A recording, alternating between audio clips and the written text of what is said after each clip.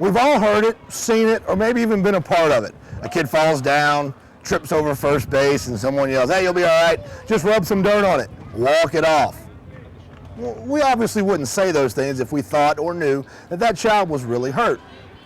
So what do you do when you find out the kid's hurt? If you go to any professional or college field, and most high school fields, whether it be at games or practices, there's a professionally trained personal trainer right there to assist with anything that may come up. But as we go to these parks every single day, just your standard rec league or private league youth field, we don't have those private trainers. So what do you do as a parent and coach? Well, today we're going to meet with one of those trainers, and he's going to help us become more prepared to deal with injuries right here on Clubhouse Gas.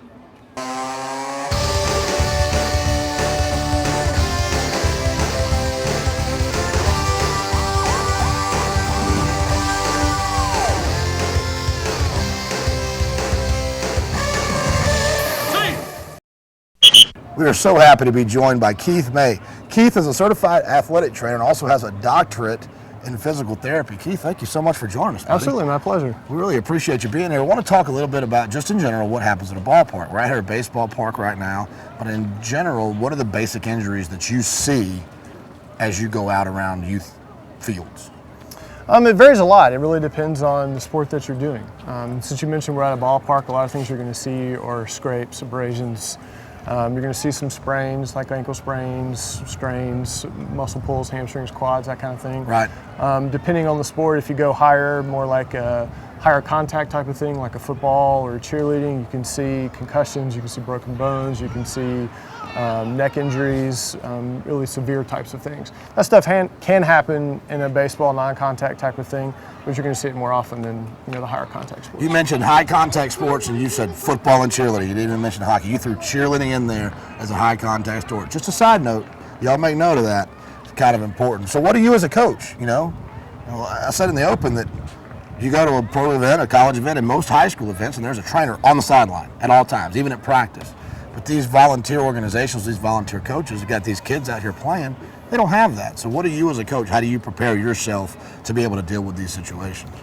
I think first and foremost, you need to be prepared going into the season. You need to know your kids on your team. You need to know, which kids have allergies, which kids have diabetes, which kids have asthma. And when you know what they have, you need to know how to manage it. Well, how do you do that? Do you hire a private investigator to dig up some dirt on them, or how do you go about finding that information? Parents should tell you. Oh, it should be straightforward. The parents should just say, hey, my kid's got asthma, and here's one of his inhalers. Keep it with you, or I'll be at all the games, and I have his inhaler if you need it. You put that on the contact sheet. Would that be a good piece of information? Absolutely. When you hand out your contact sheet? Does this kid have anything wrong with him I need to know about? Absolutely. All right. What about a first aid kit? First aid kit's important to have as well. I think another piece before we get that far is to say, if you got the means, try to get a little education under your belt. Right. Go take first aid, go take CPR, just so you've got something to have hang your hat on if you really need something. A lot of people think first aid and they think resuscitating someone who's been dead for a second, but to me one of the most important things of first aid and CPR is how to go through the process of what happens when somebody gets hurt. Absolutely. Is that the part of the education that you're talking about? Absolutely. How to manage basic things. If they'll teach you, how to manage a sprain, how to manage a strain. If you, enough to be able to handle it to the sense where if they need to go to the doctor, they need to call 911, you can do that sort of thing. But do you believe every coach needs to have a first aid kit somewhere? Absolutely. So along with all their bats and balls and buckets and helmets, they need to have one of these things right there. Congratulations, coaches. You can thank Keith May. This would be more of a first aid kit on steroids. Is Jimmy Hoffa in here? This would be more of a professional first aid kit. So this goes a little above and beyond what the basic recreational coach is going to have. All right. Definitely over the top. But but you have the things in here though that they would need. Absolutely. So how about taking us through some of those things? Okay, I can do that. No problem. I always want to have gloves. Gloves are huge. Just a basic latex-free glove. And you want to make sure they fit you? Right, you want the right size. Those aren't going to fit you. I'll just give you the heads up. In this day and age, there's a lot of kids that have latex allergies. So most people are going to non-latex gloves, but there are still latex gloves out there. So you want to make sure you've got non-latex gloves. Right. Not a big difference. So non-protected. Big to have. Another good thing is ice bags, and I keep a roll in my bag. I can pull one off, keep moving. You know what this looks like? Forget, if they don't want to, this looks like a grocery bag that you in the produce department. Totally acceptable to use.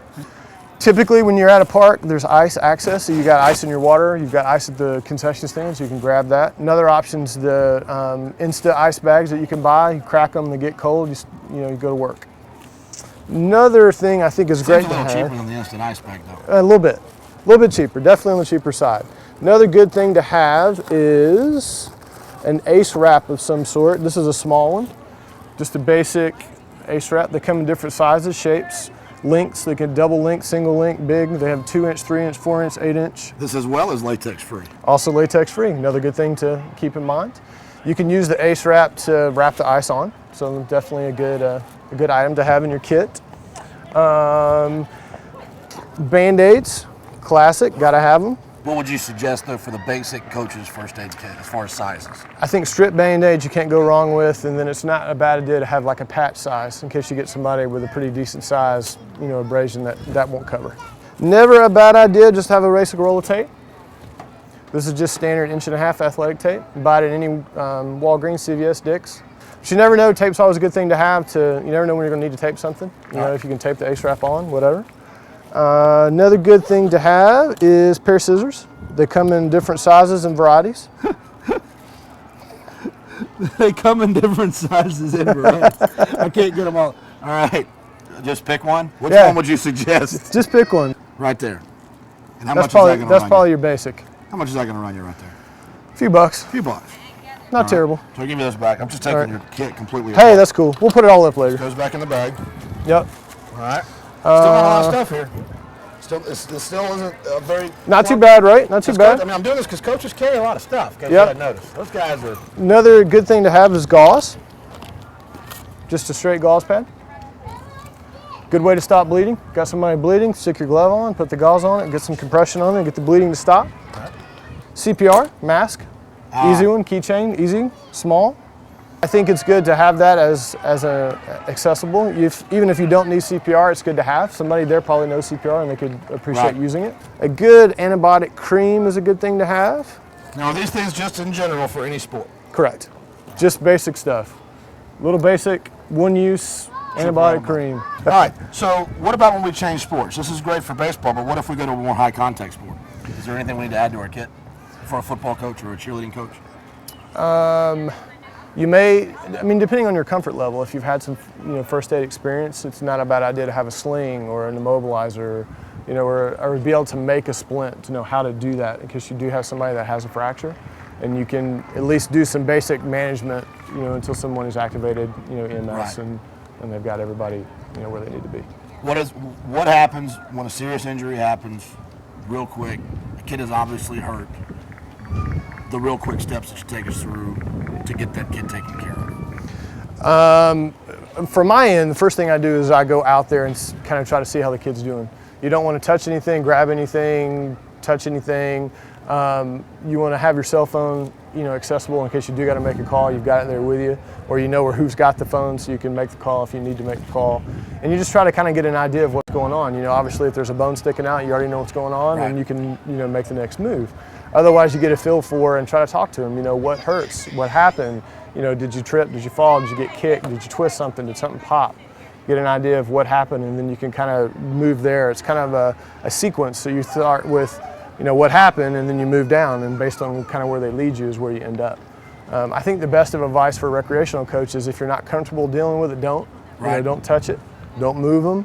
You may have an umpire or a parent breathing down your neck, but if you're not comfortable with how bad the kid's hurt, don't move the kid. Call emergency. Call 911. Yeah.